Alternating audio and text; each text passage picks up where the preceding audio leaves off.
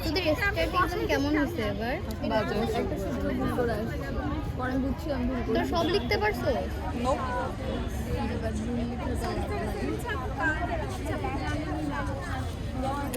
Theory question দেয় কেন ভাই?